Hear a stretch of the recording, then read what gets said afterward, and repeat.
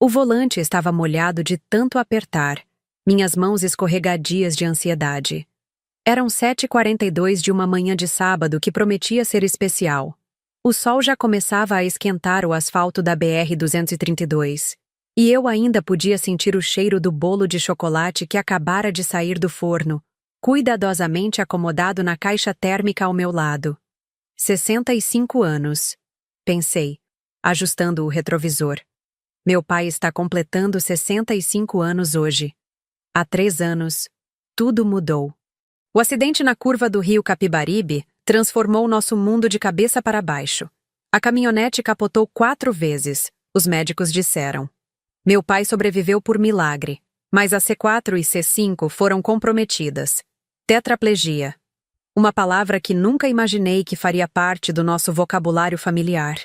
O GPS indicava mais 47 quilômetros até a casa dos meus pais, naquela cidadezinha pacata do interior de Pernambuco onde cresci. Cerqueira, população de 12.000 habitantes, onde todo mundo conhece todo mundo, e os segredos duram menos que geada no sertão. Liguei o som do carro e, como é grande o meu amor por você, começou a tocar. A música favorita dele. Mesmo depois do acidente, quando mal conseguia articular palavras, seus olhos brilhavam quando essa canção tocava. Meus dedos tamborilavam no volante acompanhando o ritmo. O céu estava absurdamente azul, sem nuvens, daqueles que a gente só vê no interior. Passei pela placa Cerqueira, 25 Quiriti, e meu coração acelerou um pouco. Seria bom revê-los. Minha mãe, Dona Conceição, havia me ligado quarta-feira confirmando o almoço especial. Laura, não esqueça de trazer aquela cobertura de brigadeiro que seu pai adora, ela disse, com aquele tom de voz que misturava cansaço e determinação. Ele tem falado nisso a semana toda, você sabe como ele fica quando está animado. Sorri sozinha no carro. Sim, eu sabia. Meu pai, seu João Miguel, sempre foi um homem de rituais. Antes do acidente, todo aniversário era sagrado. Churrasco no quintal, cerveja gelada, dominó com os compadres até tarde. Agora, os rituais mudaram, mas a essência permanecia. Bolo de chocolate com brigadeiro, Roberto Carlos no som, a família reunida ao redor da cama hospitalar que transformamos seu antigo escritório. O celular vibrou no suporte. Mensagem de Marcos, meu marido. Reunião em Fortaleza se estendeu. Volto só segunda. Dá um beijo no sogro por mim. Te amo. Franzi a testa. Era a 3ª viagem de negócios no mês. Marcos trabalhava com importação de equipamentos médicos. E ultimamente parecia que o Brasil inteiro precisava de tomógrafos e ressonâncias magnéticas. Digitei uma resposta rápida no semáforo. Ok. Pai vai sentir sua falta. Boa reunião. Também te amo. Mentira. Meu pai não sentiria a falta de Marcos. Havia algo não dito entre eles, uma tensão que começou sutil depois do acidente e foi se intensificando. Marcos nunca verbalizou, mas eu sentia seu desconforto nas visitas, a pressa para ir embora. Os olhares impacientes quando eu mencionava que precisava passar o fim de semana ajudando minha mãe. A estrada foi ficando mais estreita conforme me aproximava de Cerqueira. Canaviais dos 2 lados, o cheiro doce da cana madura entrando pelas frestas do ar-condicionado. Passei pela igreja matriz, o correio, a praça central com seu coreto centenário. Tudo igual, reconfortante em sua imutabilidade. Virei na Rua das Palmeiras, número 447. A casa amarela com janelas azuis, a mangueira centenária no quintal, o portão de ferro que rangia desde minha infância. Mas algo estava errado. O primeiro sinal foi o silêncio. Não havia o som metálico do portão se movendo com o vento. Não havia o latido de Thor, o vira-lata caramelo que meu pai adotou antes do acidente e que agora era seu fiel companheiro. Não havia o burburinho típico de uma casa se preparando para uma celebração. Estacionei devagar, o motor do Onix parecendo absurdamente alto no silêncio da manhã. A cortina da sala estava fechada. Estranho. Minha mãe sempre abria tudo assim que o sol nascia. O jardim parecia negligenciado. As bromélias que ela cultivava com tanto zelo mostrando sinais de sede. Desci do carro sentindo um frio na barriga. Aquele tipo de pressentimento que a gente tenta ignorar, mas que insiste em se fazer presente. Peguei o bolo, as flores que comprei no caminho, lírios brancos, os favoritos dele, e o presente. Uma camisa azul marinho de algodão egípcio, macia o suficiente para não machucar sua pele sensível. Caminhei até o portão. Estava destrancado. Empurrei, e o rangido familiar ecoou pela rua deserta. O jardim da frente parecia abandonado há dias. Jornais acumulados na varanda. Estranho. Muito estranho. Mãe! Pai! Minha voz saiu mais aguda que o normal. É a Laura! Cheguei! Nada. Subi os 3 degraus da varanda, meus saltos fazendo um barulho seco no piso de cerâmica. A porta da frente estava apenas encostada. Empurrei devagar, o coração agora martelando no peito. Alô? Tem alguém em casa? A sala estava impecável. Impecável demais. Nenhum sinal de preparativos para a festa. Nenhum balão, nenhuma decoração, nenhum cheiro de comida sendo preparada. O sofá com a manta xadrez que minha mãe sempre deixava desarrumada estava perfeitamente dobrada. As almofadas milimetricamente alinhadas. Deixei as coisas sobre a mesa de centro e corri para o quarto dos meus pais. A cama estava feita, nenhum sinal de que alguém havia dormido ali. O quarto de hóspedes, transformado em enfermaria para meu pai, estava vazio. A cama hospitalar estava lá, mas sem lençóis. O suporte de soro, sem bolsas. A cadeira de rodas motorizada que havíamos financiado em 24 parcelas, sumida. Os remédios que normalmente ficavam organizados na cômoda, ausentes. Meu estômago se revirou.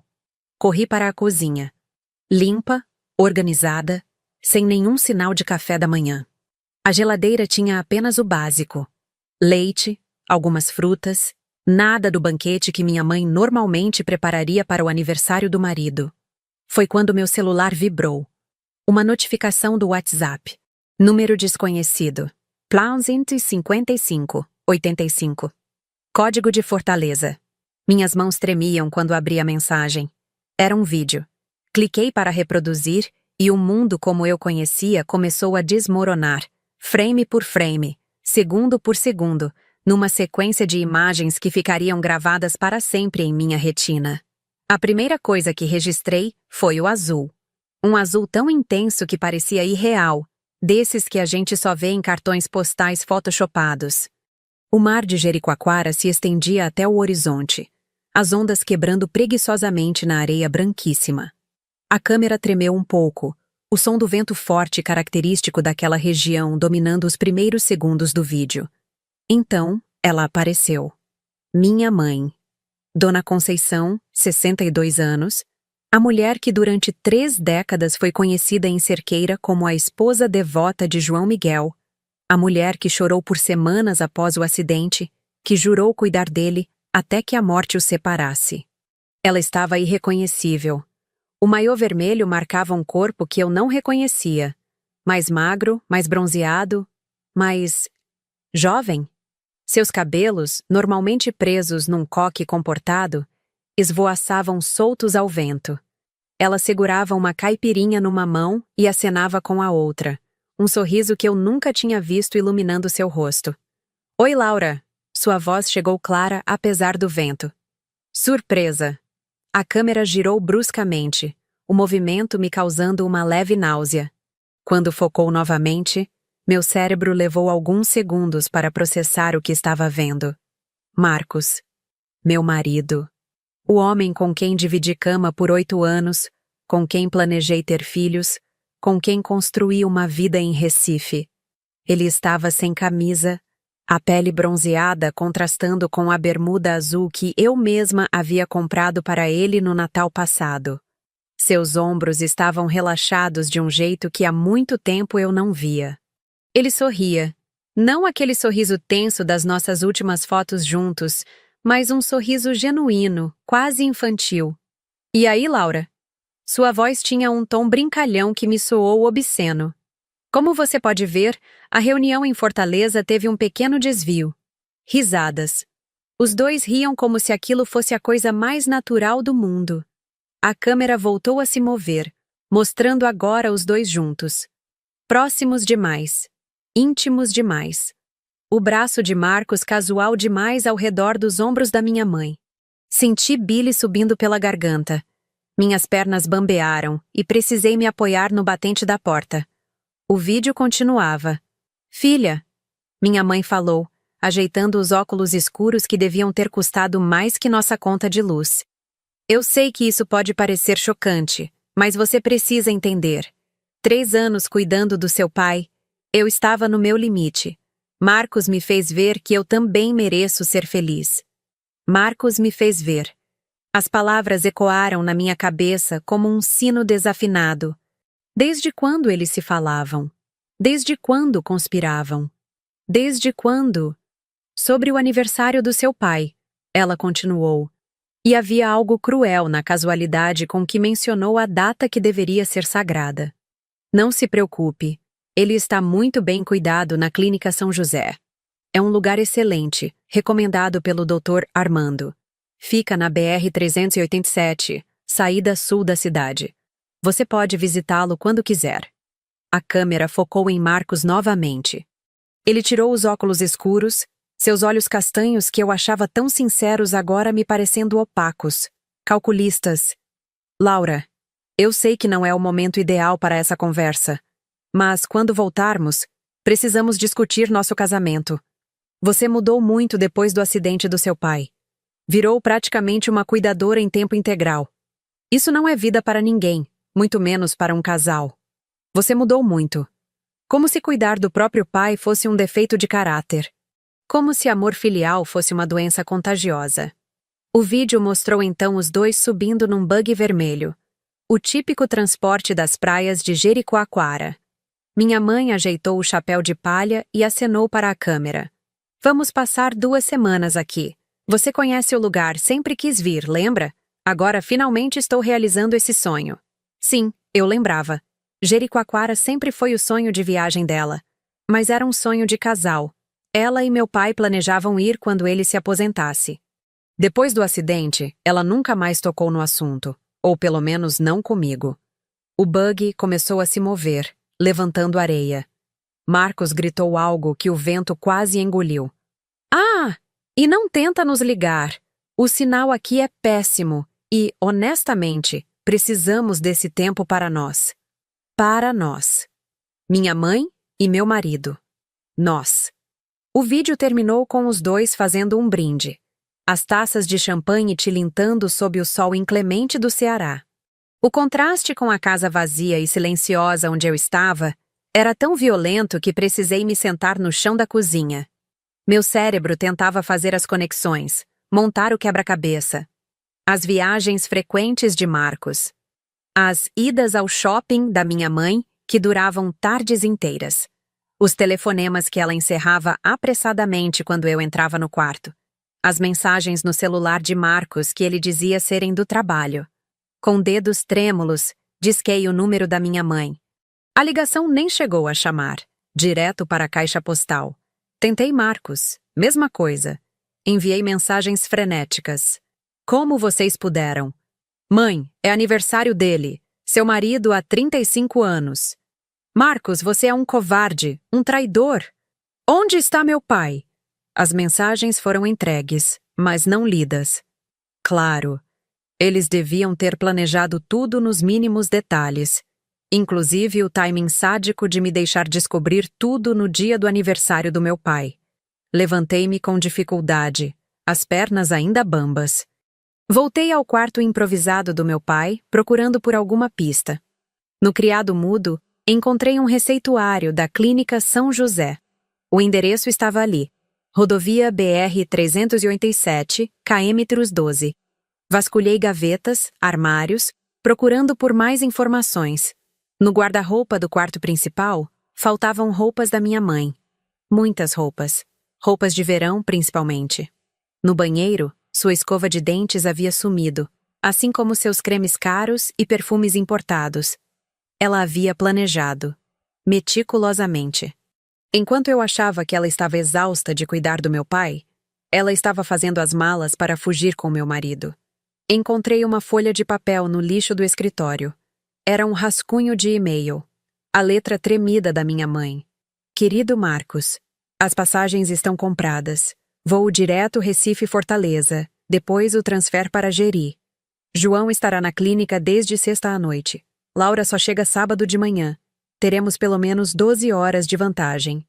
Trouxe apenas cartões de crédito, como você sugeriu. Mal posso esperar para finalmente sermos livres. Com amor, Conceição. Com amor. Minha mãe assinava com amor para meu marido. Amassei o papel com força, sentindo as unhas cravarem na palma da mão. A dor física era quase reconfortante perto do buraco que se abria no meu peito. Precisava encontrar meu pai. Precisava ter certeza de que ele estava bem. Peguei as chaves do carro, o bolo de aniversário absurdamente ainda intacto na mesa da sala, e saí daquela casa que de repente me parecia um cenário de crime. O sol já estava alto, deviam ser quase 10 da manhã. Em algum lugar, numa praia paradisíaca, minha mãe e meu marido brindavam à sua liberdade. E aqui, numa cidade pequena do interior, eu tentava juntar os cacos de uma vida que havia explodido em questão de minutos. A Clínica São José ficava na saída da cidade, numa área mais afastada. Enquanto dirigia, 1000 pensamentos cruzavam minha mente. Como não percebi? Como fui tão cega? Os sinais estavam lá. Agora eu conseguia ver. O desconforto de Marcos nas visitas. A irritação mal disfarçada quando eu cancelava programas para ajudar meus pais. As críticas veladas sobre o tempo que eu desperdiçava em cerqueira. E minha mãe? Como ela conseguiu? Como olhou nos olhos do homem com quem viveu 35 anos, o pai de seus filhos, e decidiu abandoná-lo no dia de seu aniversário? Como conspirou com meu marido, sabendo que estava destruindo não apenas um, mas 2 casamentos? O GPS indicou. Em 500 metros, vire à direita. A Clínica São José apareceu no horizonte. Um prédio branco, bem conservado, mas com algo impessoal e frio que me causou um aperto no coração. Era aqui que meu pai passaria seu aniversário de 65 anos. Sozinho. Abandonado. Traído por todos que deveria poder confiar. Estacionei e fiquei alguns segundos dentro do carro, tentando controlar a respiração. Precisava ser forte. Por ele. Pelo homem que me ensinou a andar de bicicleta, que ficou acordado noites inteiras quando eu tinha febre, que chorou de orgulho na minha formatura. Peguei o bolo, as flores, o presente. Respirei fundo e saí do carro. Era hora de enfrentar a próxima etapa desse pesadelo que mal havia começado. A recepção da Clínica São José tinha aquele cheiro característico de desinfetante misturado com cera de piso que sempre me deixava enjoada. As paredes brancas refletiam a luz fluorescente de um jeito que fazia tudo parecer ainda mais artificial. Uma música ambiente tocava baixinho, dessas que parecem projetadas especificamente para não serem notadas. Bom dia, posso ajudar? A recepcionista, uma jovem de jaleco rosa com crachá escrito Patrícia, me olhou com um sorriso profissional. Vim visitar meu pai, João Miguel Ferreira. Ele deve ter dado entrada ontem à noite. Ela digitou algo no computador. O som das teclas ecoando no saguão quase vazio. Seu rosto mudou sutilmente. Aquela expressão que as pessoas fazem quando sabem algo desconfortável. Ah, sim. Senhor João Miguel. Quarto 127, primeiro andar. A senhora é... Laura. Laura Ferreira Rodrigues. Sou filha dele. Claro. Só preciso que assine aqui. Ela empurrou uma prancheta em minha direção. Sua mãe deixou instruções específicas sobre as visitas. Meu estômago se contraiu. Que tipo de instruções? Bem, Patrícia pareceu desconfortável. Ela especificou horários de visita restritos e, bem, pediu para sermos informados sobre qualquer visitante. Assinei o papel com mais força que o necessário. Ela vai ser informada da minha visita? São os procedimentos, senhora. Mas o sinal de celular em Jericoacoara é bem ruim, então... Ela deu de ombros, um pequeno gesto de solidariedade. Subi as escadas segurando firme o bolo e as flores. Cada degrau parecia pesar uma tonelada. O corredor do primeiro andar se estendia como um túnel, portas idênticas dos dois lados, numeração em placas discretas. 123, 125, 127. Parei diante da porta. Do outro lado estava meu pai, o homem que já foi o pilar da nossa família, agora reduzido a um paciente num quarto de clínica. Bati levemente. Entre! A voz era de uma enfermeira. Abri a porta devagar. O quarto era simples, mas limpo. Uma cama hospitalar, uma poltrona, uma mesinha, uma TV pequena presa à parede. A janela dava para um jardim interno bem cuidado. E lá, na cama, estava meu pai. Ele parecia menor do que eu lembrava. A barba, sempre bem feita, estava por fazer. Os cabelos grisalhos precisavam de um corte. Mas eram os olhos que me quebraram. Quando me viu, eles se encheram de uma mistura de alívio e tristeza que me fez engasgar. Lau, ha... Sua voz saiu arrastada, resultado da paralisia que afetava parcialmente suas cordas vocais. Você veio... Corri até ele, largando tudo na mesinha. Pai, claro que vim. É seu aniversário. Segurei sua mão, sentindo a pele fina e fria. Trouxe seu bolo favorito, com cobertura de brigadeiro, do jeito que você gosta. Seus olhos se moveram para o bolo, depois para mim. Uma lágrima escorreu pelo canto do olho direito. Com esforço, ele articulou. E lá me dei. Show? A pergunta, simples e direta, cortou meu coração como uma navalha. Como explicar?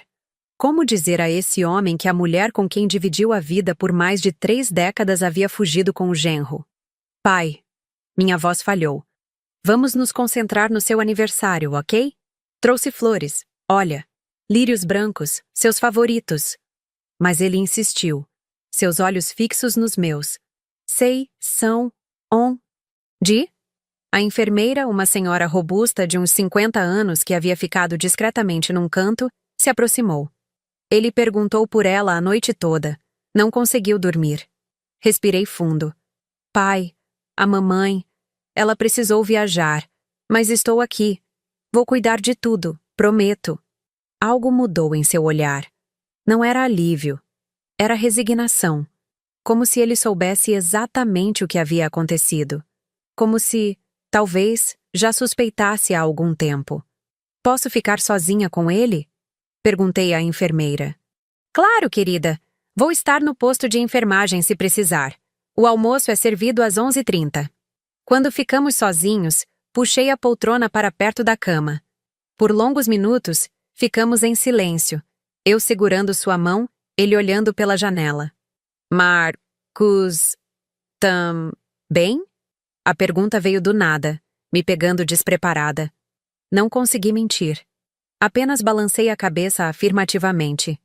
Ele fechou os olhos e mais lágrimas escorreram. Desculpa...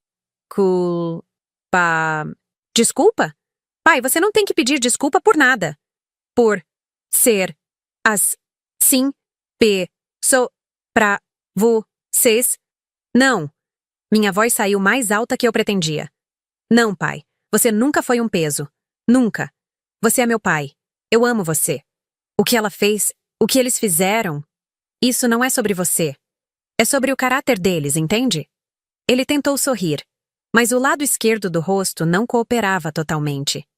O resultado foi uma expressão torta que me partiu o coração ainda mais. Levantei-me e comecei a arrumar o quarto.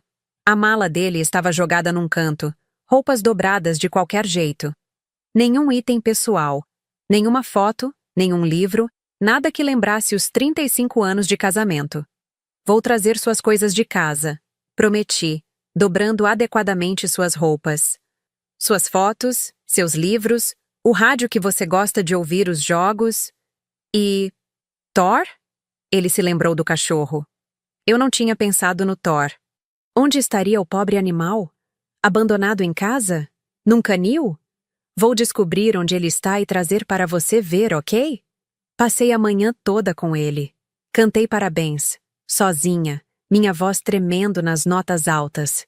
Ele tentou soprar a vela que coloquei no bolo, precisando da minha ajuda para apagar a pequena chama.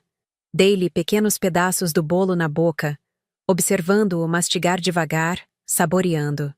Contei histórias antigas, lembranças de aniversários passados. Do ano em que choveu tanto que o churrasco virou sopa. Do bolo que queimou e tivemos que comprar um pronto na padaria. Da festa surpresa dos seus 50 anos, quando reunimos parentes de 3 estados diferentes. Ele ouvia, às vezes sorrindo, às vezes com os olhos marejados. Em algum momento, adormeceu, exausto emocionalmente. Fiquei observando seu sono inquieto, o peito subindo e descendo, as mãos imóveis sobre o lençol branco. Aproveitei para checar meu celular. Dezenas de mensagens de amigos e parentes perguntando sobre o aniversário. Alguns já haviam tentado ligar para minha mãe e estranhado o celular desligado. Respondi vagamente, dizendo que houve uma emergência familiar. Marcos havia visualizado minhas mensagens, mas não respondeu. Minha mãe continuava com as visualizações desativadas. No Instagram, nada. No Facebook, silêncio. Era como se tivessem evaporado do mundo digital. Por volta do meio-dia, uma auxiliar de enfermagem trouxe o almoço. Purê de batatas, frango desfiado, suco de laranja espessado para facilitar a deglutição. Ajudei meu pai a comer, notando como ele tinha dificuldade até com alimentos pastosos. A fisioterapeuta vem à tarde, informou a auxiliar. E o médico passa na ronda das 16 horas. Quem está pagando por tudo isso? Perguntei. Sua mãe deixou cheques pré-datados para uma semana. Depois disso, ela hesitou.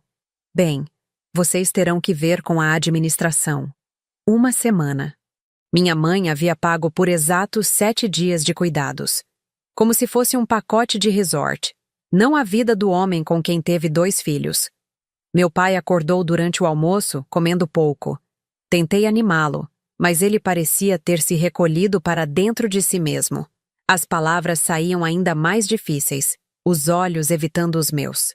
Foi quando meu celular tocou. Número desconhecido, mas o código era 11. São Paulo. Atendi. Laura, é o Rodrigo. Meu irmão mais novo, que morava na capital paulista havia 5 anos. Que história é essa que a tia Marlene está me contando? Que a mamãe viajou e deixou o papai numa clínica? Saí para o corredor para não perturbar meu pai. Rodrigo, é pior do que você imagina. Contei tudo. O vídeo, Jericoacoara, Marcos. Do outro lado da linha, o silêncio foi ficando cada vez mais pesado. Filho da puta! Ele finalmente explodiu. Eu vou pegar o próximo voo. Chego aí ainda hoje. Rodrigo, calma. Calma? Calma!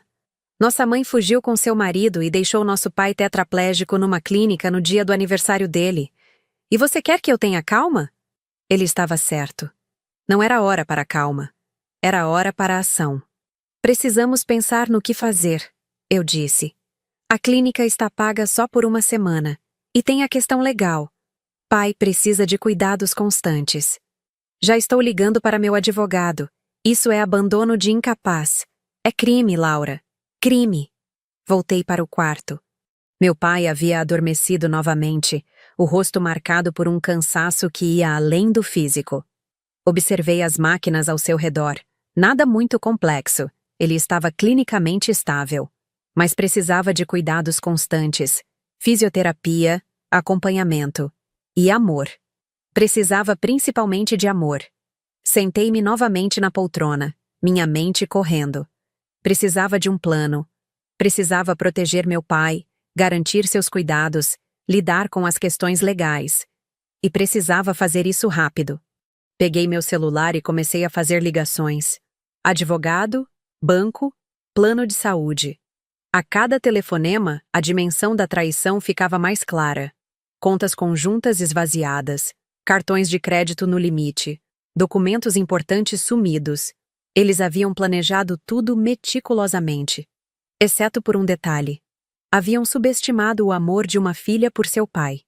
Enquanto o sol da tarde entrava pela janela, iluminando o rosto adormecido do meu pai, fiz uma promessa silenciosa.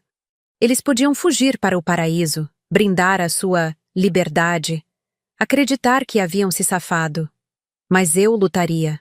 Por ele, por justiça, por dignidade. A guerra havia apenas começado. O celular vibrou na minha mão enquanto eu ainda olhava pela janela do quarto da clínica. Era uma mensagem do Rodrigo. Consegui voo. Chego 21h45. Já falei com o Dr. Maurício. Ele pode nos atender amanhã cedo. Dr. Maurício Cavalcante era um dos melhores advogados de família de São Paulo, amigo de faculdade do Rodrigo. Se alguém poderia nos ajudar, era ele. Meu pai ainda dormia, o sono agitado de quem carrega preocupações até no descanso. Decidi aproveitar para voltar em casa e pegar algumas coisas para ele. Roupas adequadas, objetos pessoais, qualquer coisa que tornasse aquele quarto frio mais acolhedor. Vou dar uma saída rápida, avisei a enfermeira do plantão. Volto em 2 horas no máximo. Não se preocupe, querida. Vou ficar de olho nele. O sol da tarde castigava o asfalto quando saí da clínica. Cerqueira parecia diferente agora, como se eu enxergasse a cidade pela primeira vez.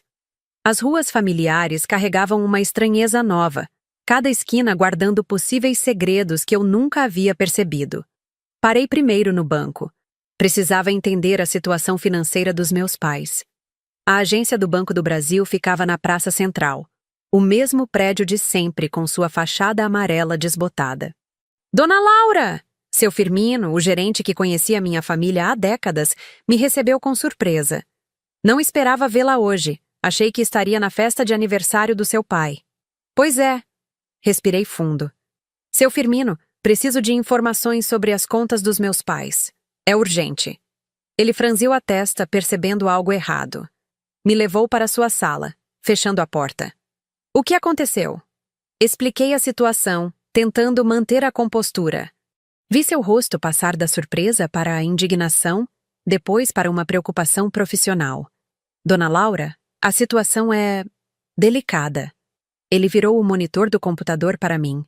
Dona Conceição fez saques vultosos nos últimos 2 meses. Veja aqui. Os números na tela me deixaram tonta. Saques de 5.000, 8.000, 12.000 reais. Transferências para contas que eu não reconhecia. O saldo da conta conjunta estava praticamente zerado. E tem mais. Ele continuou, ajustando os óculos. Ela solicitou um empréstimo há 3 semanas, 50.000 reais, usando a casa como garantia. O quê? Minha voz saiu esganiçada. Ela pode fazer isso sem a assinatura do meu pai? Tecnicamente não, mas... Ele hesitou. Ela trouxe uma procuração, com firma reconhecida em cartório. Procuração. Claro. Enquanto eu achava que ela estava cuidando da burocracia necessária para os tratamentos do meu pai, ela estava preparando sua fuga. Preciso bloquear tudo. Cartões, contas, qualquer acesso que ela ainda tenha. Vou precisar de uma autorização judicial para isso, ou pelo menos uma procuração do seu pai. Vou providenciar, hoje mesmo. Saí do banco com a cabeça latejando. Próxima parada, a casa dos meus pais.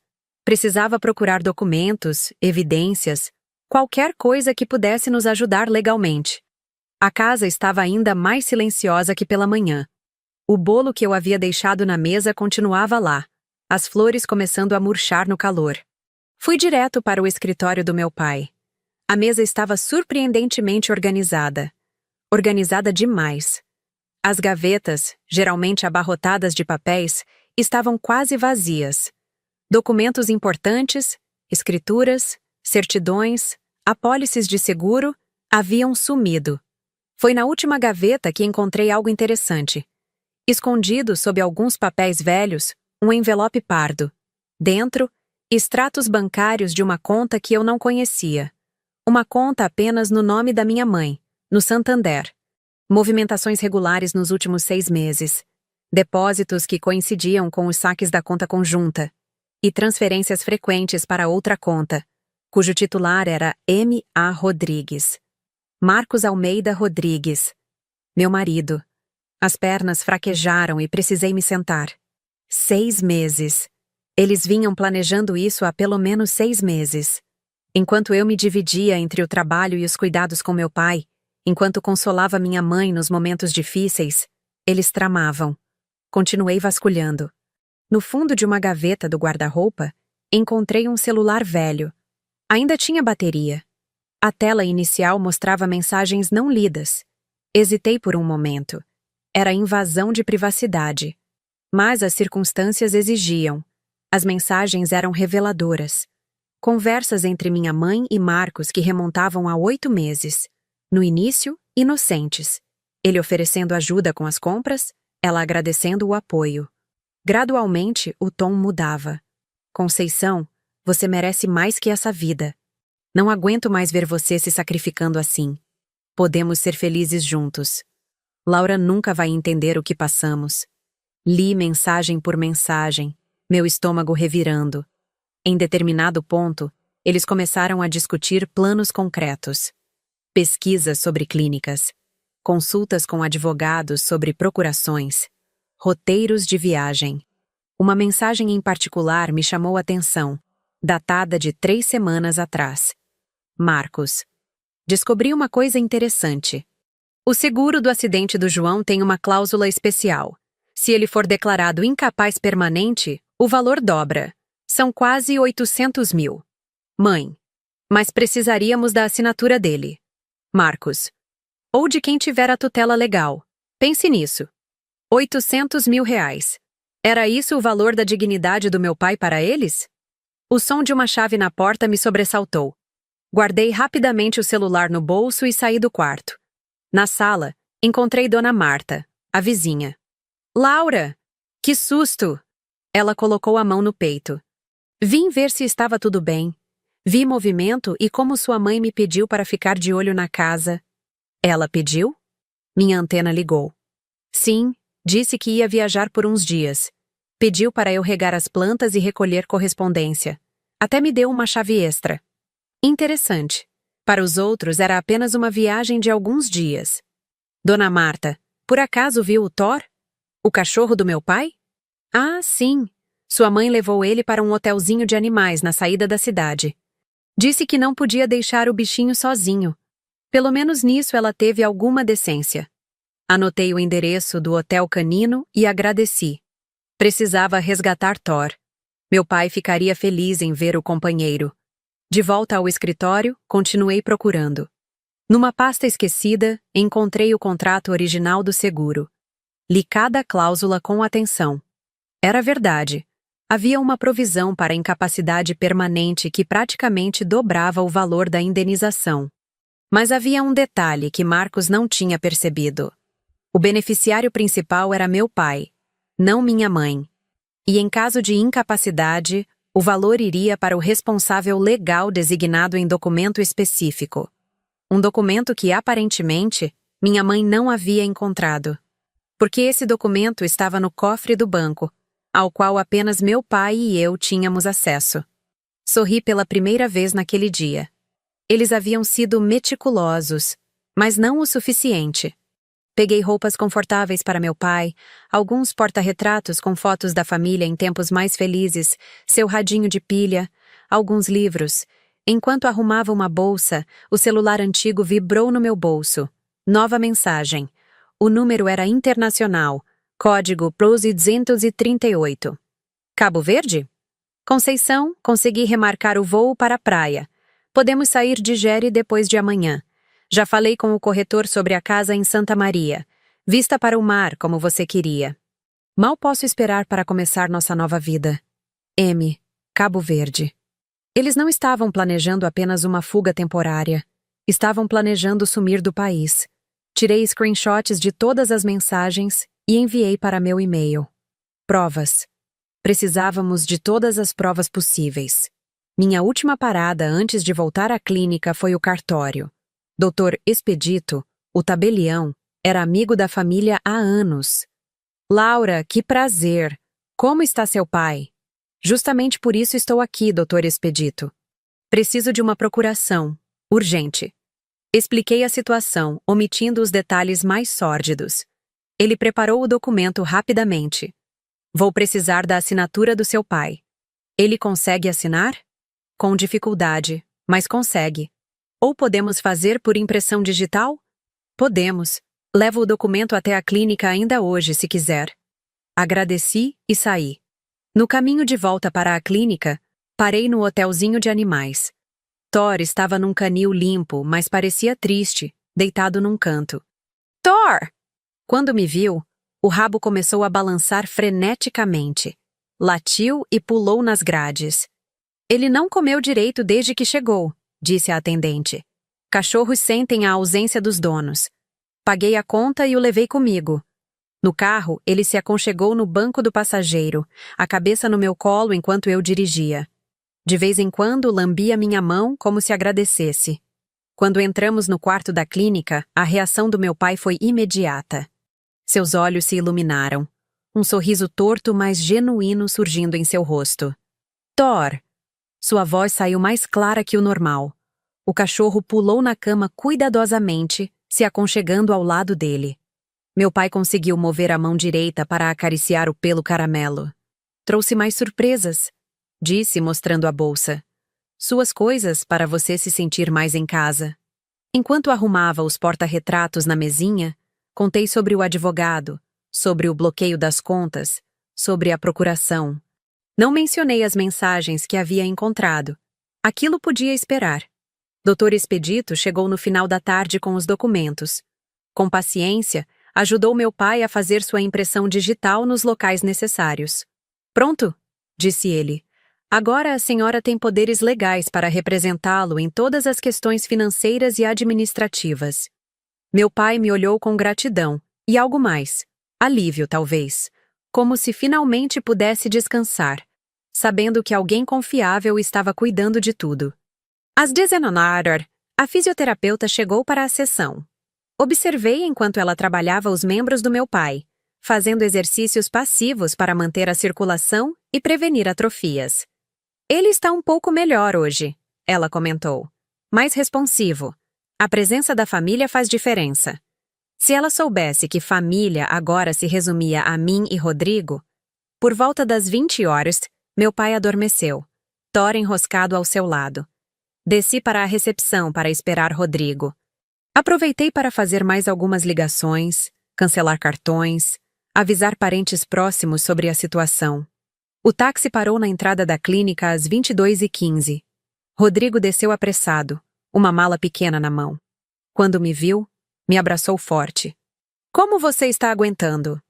Um dia de cada vez, respondi, sentindo o cansaço de repente. E o papai? Dormindo. Mas acho que no fundo ele já sabia, ou suspeitava. Subimos juntos. Rodrigo parou na porta do quarto, observando a cena. Nosso pai dormindo, o cachorro ao seu lado, os porta-retratos espalhados pela mesa. Filhos da puta, ele murmurou. Como puderam? Tem mais, eu disse. Muito mais. Descobri coisas que você nem imagina. Fomos para a pequena sala de espera do andar. Mostrei as mensagens, os extratos bancários, as evidências do plano elaborado. 800 mil? Rodrigo estava incrédulo. Eles fizeram tudo isso por dinheiro? Não só. Acho que tem a ver com liberdade também. Mamãe se sentia presa. Marcos estava insatisfeito. O dinheiro foi só o catalisador. Isso não é desculpa. Eu sei. Não estou justificando. Só tentando entender. Ficamos em silêncio por alguns minutos. Do lado de fora, a cidade dormia. Dentro de nós, a tempestade apenas começava. O que o advogado disse? Perguntei. Que temos um caso forte. Abandono de incapaz, apropriação indébita, talvez até formação de quadrilha. Mas vai ser uma batalha. Estou pronta para lutar. Eu também.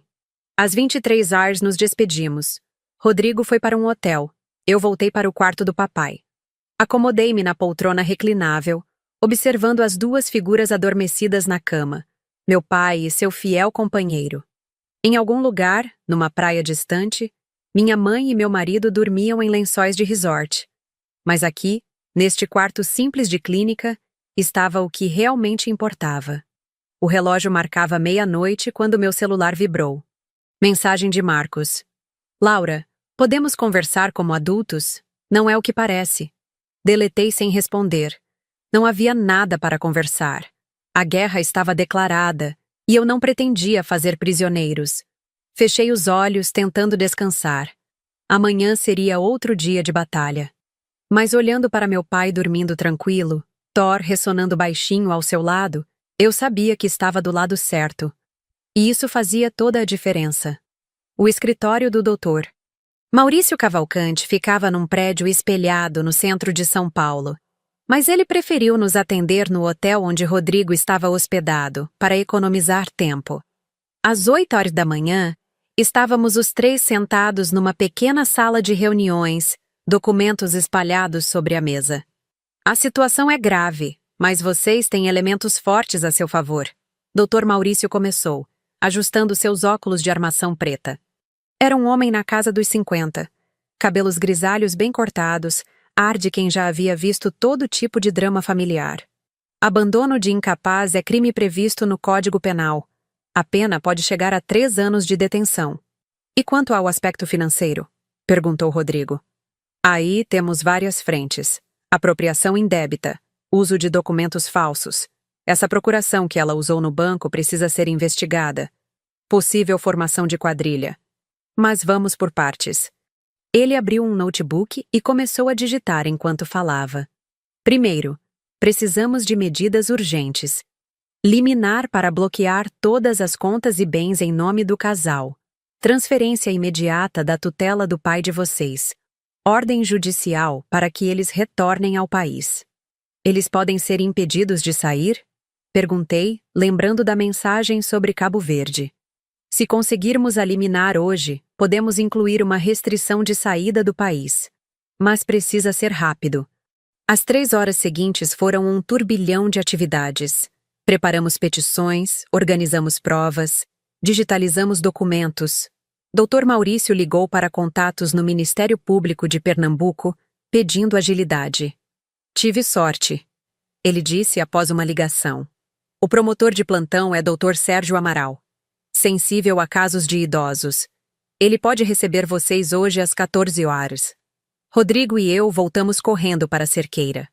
Durante a viagem de 2 horas, aproveitei para checar mensagens. Nada de Marcos ou minha mãe, mas havia várias notificações no WhatsApp. Parentes e amigos perguntando sobre o aniversário do meu pai, estranhando nosso silêncio.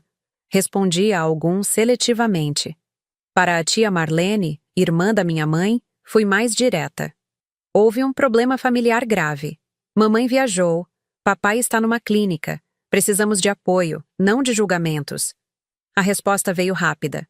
Meu Deus, o que Conceição fez agora? Então ela suspeitava de algo. Liguei para ela.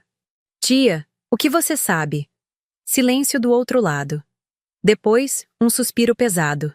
Laura, sua mãe andou me ligando nas últimas semanas. Falava coisas estranhas, que estava cansada, que merecia ser feliz, que tinha conhecido alguém que a entendia. Alguém? Ela mencionou quem? Não diretamente, mas... Outra pausa. Uma vez ela escapou e disse, ele acha que devo seguir em frente. Quando perguntei quem era ele, ela desconversou. Mais uma peça do quebra-cabeça. Agradeci e desliguei. Chegamos à clínica ao meio-dia. Meu pai estava acordado, Thor ainda fielmente ao seu lado. A fisioterapeuta acabava a sessão matinal. Ele está mais animado hoje, ela comentou. O cachorro faz milagres. Quando ficamos sozinhos, atualizei meu pai sobre os procedimentos legais. Ele ouviu atentamente, ocasionalmente balançando a cabeça. Pai, preciso que o senhor responda honestamente. Suspeitava de algo entre mamãe e Marcos? Ele fechou os olhos por um momento. Depois, com esforço, articulou. Mudou de pois do acidente e lá ficou distante. E Marcos nunca gostou de mim, fingia por você.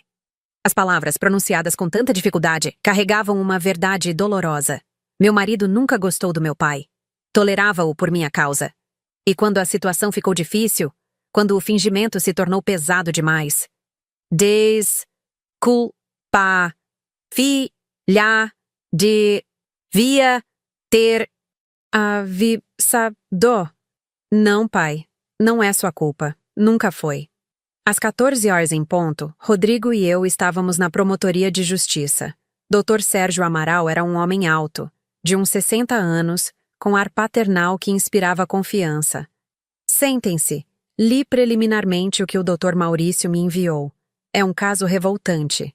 Durante 1 hora, expusemos toda a situação. As provas, os documentos, as mensagens.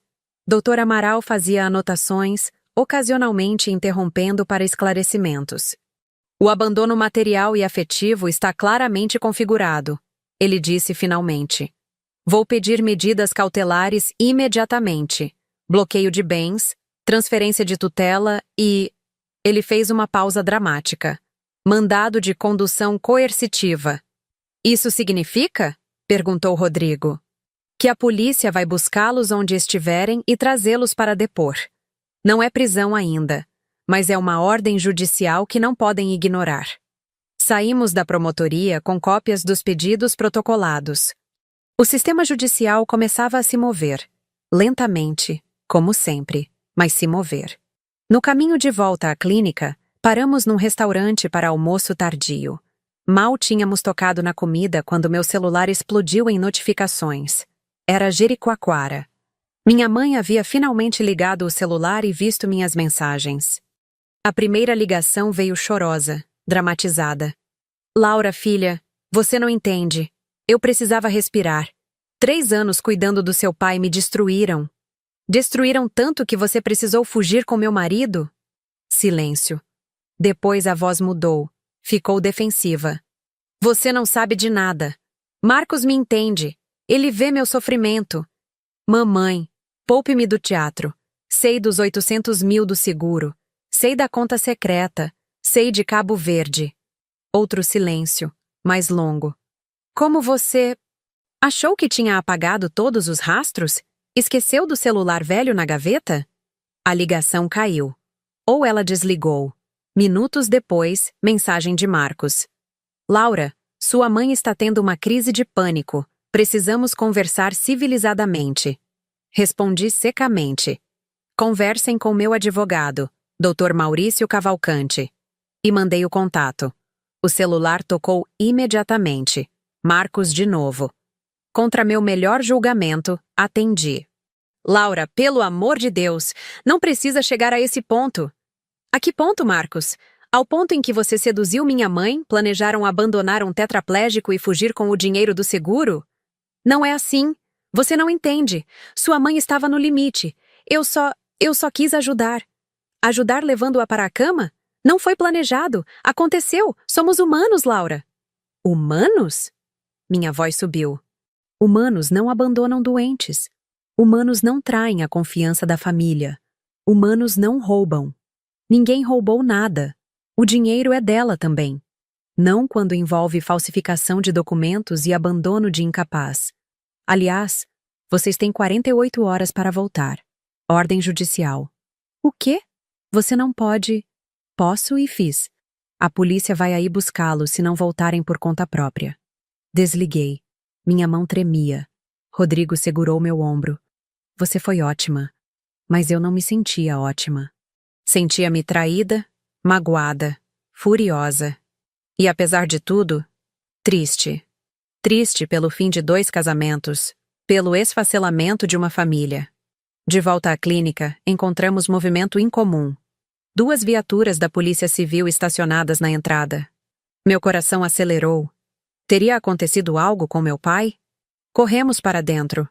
No quarto, encontramos 2 investigadores conversando com a enfermeira-chefe. O que houve? Perguntei ofegante. Senhora Laura Rodrigues? Sou o investigador Mascarenhas. Recebemos uma denúncia anônima sobre maus tratos a idoso nesta instituição. O quê? Mas isso é absurdo! A denúncia menciona especificamente seu pai. Diz que ele está sendo mantido aqui contra a vontade, sem os cuidados adequados. Não precisava ser detetive para saber de onde vinha a denúncia. Minha mãe estava jogando sujo. Meu pai está aqui porque minha mãe o abandonou. Temos provas disso. Inclusive, há um processo criminal em andamento. Mostrei os documentos da promotoria. O investigador examinou com atenção. Entendo. Mas precisamos verificar as condições do paciente. Fiquem à vontade. Eles conversaram com meu pai, com a equipe médica, examinaram prontuários. Após 1 hora, o investigador me chamou de lado. A denúncia é claramente infundada. Seu pai está bem cuidado e confirmou que deseja permanecer sob seus cuidados. Vamos registrar isso no relatório. Podem investigar quem fez a denúncia? Tecnicamente foi anônima, mas... Ele sorriu de lado.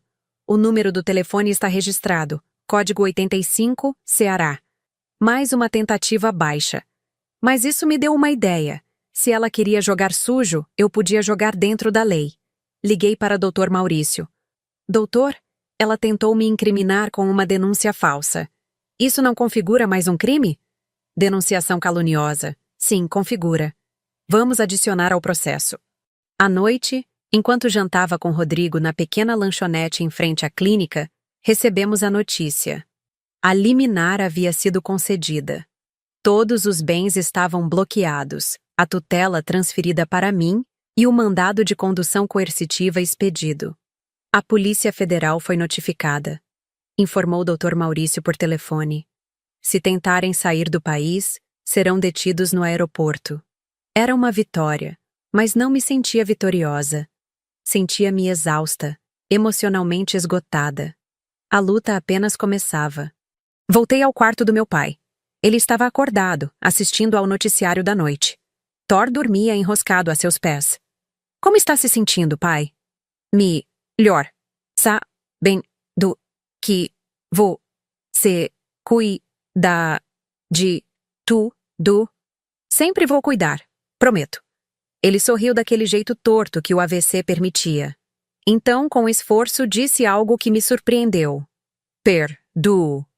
Lá é fraca, mas você é forte como sempre foi. Perdão.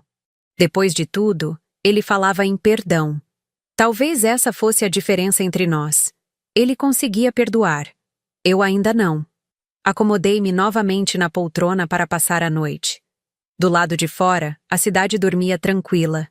Mas eu sabia que a tempestade estava chegando. Em 48 horas, no máximo, eles estariam de volta. E então, o verdadeiro confronto começaria. Meu celular vibrou uma última vez naquela noite.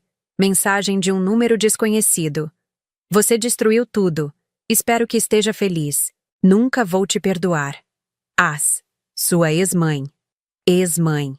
As palavras doeram mais do que todas as traições anteriores. Mas enquanto observava meu pai dormindo serenamente, seu fiel cão ao lado, eu sabia que tinha feito a escolha certa. Algumas guerras valem a pena ser lutadas, mesmo quando os inimigos são aqueles que deveríamos poder chamar de família.